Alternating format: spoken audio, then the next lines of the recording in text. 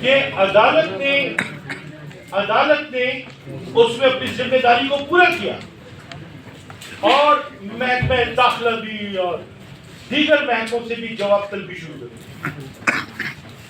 اس جواب طلبی کے دوران ایک اور کام ہوا اور وہ یہ کام ہوا کہ ان کی شناختی کارڈ جو ہے وہ ان لوگوں نے بلاک کر دی، جس کا ایک پورا پروسیجر ہوتا ہے. ان کی جائیدادوں کے حسابات شروع کر دیے، سب سہولت کاری دی گئی اور پھر آخر میں انہیں کہا گیا کہ جی ٹھیک ہے، آپ کی فیصلہ قریب آ رہا ہے، آپ کے بندے ہم چھوڑتے ہیں، آپ کی پٹیشن واپس لے.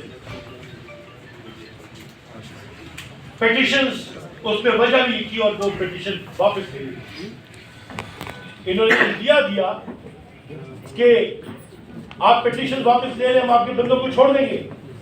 پٹیشن واپس لے لی گئی، بندوں کو نہیں چھوڑا اور پورا زور انہوں نے لگا دیا اس بات پہ کہ ان کے جو شناختی کارڈ والا کیس ہے اس پہ فیصلہ کریں. اور جو معظم لا فرم نے جو ایویڈنس کلیکٹ کی اس کو دیکھتے ہوئے ہم نے یہ اس نتیجے پہ پہنچے کہ آئین اور قانون اور ریاست کی گارنٹیز یہ بتاتی ہے کہ ہماری ریاست کے اہم ادارے ہیں، وہ اہلیت بھی رکھتے ہیں، صلاحیت بھی رکھتے ہیں، قابلیت بھی رکھتے ہیں، اثر بھی رکھتے ہیں، رسوخ بھی رکھتے ہیں اور اتنی کیپیسٹی رکھتے ہیں کہ بازیاب کر سکتے ہیں ان مغوی افراد کو.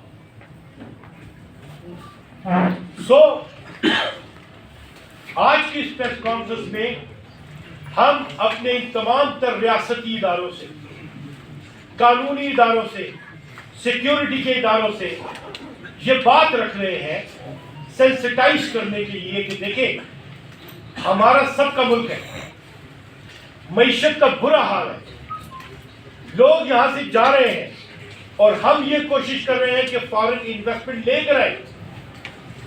لیکن فارن انویسٹمنٹ کیسے آئے گی جبکہ لوگ بے چینی میں، کمزوری میں، پریشانی میں، بنیادی حقوق کی شدید خلاف ورزی کے نتیجے میں تباہی و بربادی کی طرف مائل ہو جائیں گے اور سیکیورٹی آف لائف ہی نہیں رہے گی. لائف جو ہے اس کو کوئی تحفظ ہی نہیں رہے گا. تو جب لائف نہ رہے تو کاروبار کیا اور باقی چیزیں کیا.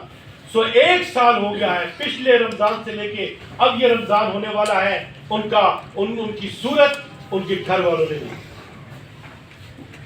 اب 2-4 روز سے کسی نامعلوم نمبر سے فون آ جاتا ہے ان کے گھر میں اور کہا جاتا ہے کہ جی آپ یہ مقدمہ واپس لے لیں، ہم آپ کے بندوں کو افغانستان جاسوسوں سے چھوڑ دیں گے. یہ بات انہوں نے پہلے بھی کی. جب ایسی کالز آئیں تو پھر تو ہمارے قانونی ادارے جو ہے یہ ان کا کام آ جاتا ہے کہ ان کے ساتھ ساری معلومات شیئر کی گئی ہیں تو وہ اس پہ اپنا عمل درآمد کریں اور ہمارے بندوں کو لے کر آئیں. پھر دوسری بات یہ کہ ہمارے کلائنٹس نے یہ کہا ہے کہ ہم کسی کے خلاف کوئی کارروائی کرنے والے نہیں ہیں، ہم کاروباری لوگ ہیں، پرامن لوگ ہیں، آپ ہمارے بندوں کو چھوڑیں، ہمیں باقی کسی چیز سے لینا دینا نہیں.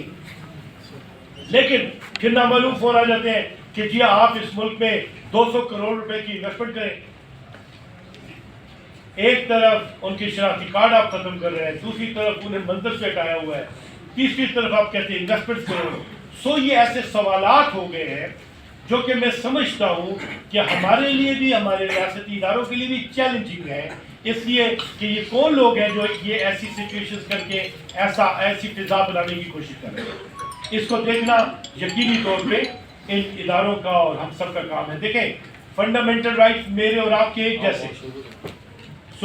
معظم لا فرم اور ہم خاص طور پہ یہ دیکھتے ہیں کہ defence, diplomacy, economy, energy, human rights اور لا فیئر، ان تمام سبجیکٹس کو ہم دیکھتے ہیں. اور پھر آپ کو پتا ہے کہ ہم پی ٹی آئی میں بھی جو ہماری فنڈامنٹل رائٹس کی اور ہماری ہیومن رائٹس کی ابیوزز ہوتی جا رہی ہیں تو 2 سالوں سے ہم مستقل لگے ہوئے ہیں کہ دیکھیں یہ تو ہمارا ملک ہے، اس کو سنبھالنے کا کام ہم سب کا ہے. تو یہ سیاسی آلودگی، مالی بدعنوانی، کرپشن، یہ سب چیزیں کرنی ہوں گی، انصاف کو لانا ہوگا، اور انصاف لانا صرف اور صرف ایک ادارے کا کام نہیں ہے، یہ پورے میڈیا کا کام ہے، پورے سٹیزنز کا کام ہے. ہمیں یکجا ہو کے ان چیزوں کو دیکھنا ہے بڑے ویژن کے ساتھ، پرسنلائز نہیں. اگر ہمارے دین میں یہ کہا ہے کہ ایک بندے کا نقصان پوری انسانیت کا نقصان ہے، تو 4 بندوں کو آپ جیتے جاگتے بندوں کو قید کر لو، اٹھا لو، تو اس کا نقصان تو اس کی پوری فیملی اور خاندان کا نقصان ہے. اب ان کے خاندان میں کسی پہ اثر رسوخ بڑھایا جا رہا ہے، کسی کو کسی طریقے سے ایکسپلائٹ کیا جا رہا ہے، نامعلوم کاز ہے، اور وہ کاز بھی سیکیورٹی اداروں کے ساتھ شیئر کی گئی ہے. سو ہم نے اس ملک میں ہیومن رائٹس کے لیے پوری ایک کیمپین انیشیٹ کر رکھی ہے گزشتہ 2 سالوں سے. ہر موقع پہ آواز اٹھاتے ہیں، چونکہ جو ڈی چوک میں ہوا آپ نے دیکھا کتنے شہید ہو گئے، وہ ایک علیحدہ ایک معاملہ ہے جو کہ کمپائل ہو رہا ہے. اسی طریقے سے کمیشن بننے کی ضرورت ہے. تمام چیزیں نیچے سے لے کے اوپر تک ہمیں فنڈامنٹل رائٹ پہ کمپرومائز نہیں کرنا، ہمیں سیاسی اینک اتار کے پاکستان کے وسیع ترین مفاد کو دیکھنا ہے.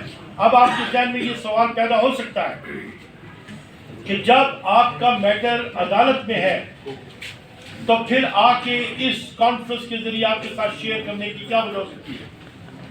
اس کی وجہ یہ ہے کہ کیپیسٹی کی کمی ہے. عوام لوگ اگر فعال طریقے سے اپنی آواز اپنی سطحوں پہ نہیں اٹھائیں گے تو اس انٹینسٹی کا اندازہ اور میسج اوپر بھی ٹھیک طریقے سے نہیں جاتا. لہذا یہ جو چیز ہے آپ بالکل ایک ذاتی ویژن سے اٹھ کے اس بڑھ کے دیکھیں گے. سو میرا یہ آج کی پریس کانفرنس میں یہ میسج ہے کہ Pakistan needs foreign investment, Pakistan requires security, Pakistan requires the assurance regarding the fundamental rights and human rights of the people of Pakistan. People have the right to transparency. People have the right to be defended. They have right to life. They have right to liberty. You cannot treat your people, you cannot allow any person to treat your people not in accordance with law. Though we have our own constitution, but our constitution has derived its fundamental rights from international conventions. And those conventions are recognized throughout the world. So the voice needs to be raised. We are raising here, we are raising it in the court, and wherever it would be required, that would be done. Pakistan is not meant for slaves. It was not created for slavery. It was created for the glory of Islam. It was created for the observance of the due process of law, upholding the constitution, protecting the rights of everybody. Pakistan means this. The Pakistan which was established or got by Qaid-e-Azam Muhammad Ali Jinnah, or the one who had sought its idea, Allama Iqbal, that Pakistan is the leader of entire Islamic Ummah. So ہمیں اپنی responsibility فیل کرتے ہوئے آج ان چیزوں کو دیکھنا ہے اور اسے کنڈیم کر رہا ہے. سو یہ چند نکات تھے جو آپ کے ساتھ شیئر کیے. تفصیل اس نکات کی آپ کے ساتھ پریس ریلیز کی صورت میں بھی ہم شیئر کر رہے ہیں، اور ہماری لیڈر ممبر